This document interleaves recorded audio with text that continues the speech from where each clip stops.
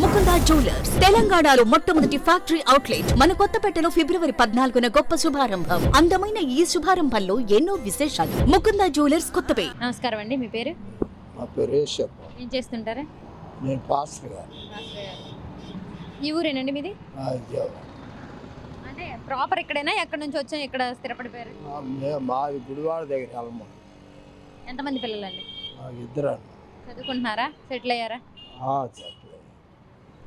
ఎలా ఉన్నాయండి కూరగాయల ధరలు కానీ, నిత్యావసర వస్తువుల ధరలు కానీ? పర్వాలేదు. తగ్గినాయా పెరిగిపోయినాయా బాగా? బాగా పెరగలేదు, తరగలేదు, మామూలుగా నార్మల్గా. మరి మీరు చూసినట్టయితే ఈ ప్రభుత్వ పరిపాలన ఎలా ఉందండి? బాగానే ఉందండి. ఎందుకు బాగుంది అనుకుంటున్నారు? అన్ని పథకాలు ఉన్నాయి, చక్కగా ఇస్తున్నారు.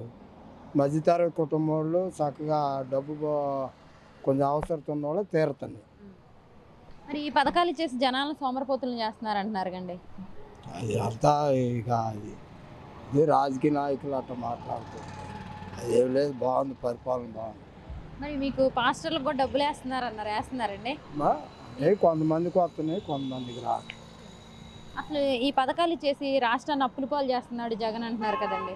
ఆయన తెప్పలేయో పడతాడు.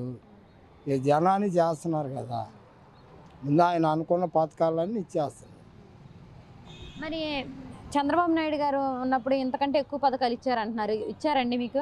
లేదు, మాకు అసలు ఏమేమి వచ్చినాయండి బాబు గారు ఉన్నప్పుడు?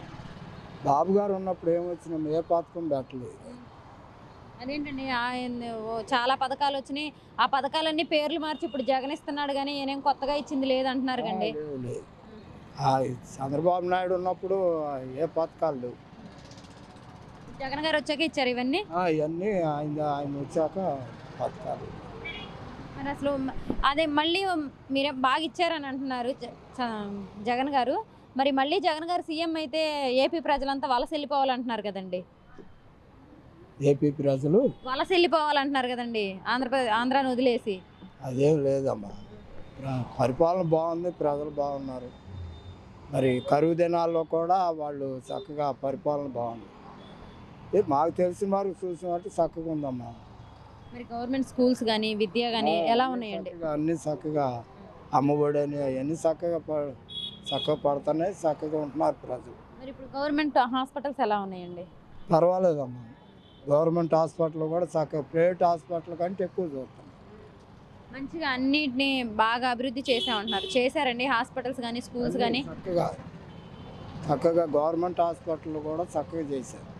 బాగా చూస్తున్నారండి వెళ్తే? మరి బాగానే చూస్తారు, వెంటనే స్పందించి డాక్టర్లు కానీ, నర్సులు కానీ ఏం ఆలస్యం లేదు, చక్కగా చూస్తారు. సరే, మళ్ళీ ఎవరు వస్తారనుకుంటున్నారు? దేవుని సత్వం. మరి ఇన్ని చేసిన తర్వాత మరి ఆయన్నే గెలిపిస్తారు. ఇక ప్రజలు ఎవరు బాగుంటే వాళ్ళు ఓటేస్తారు. మళ్ళీ జగన్ గారు రావాలని కోరుకుంటున్నారు.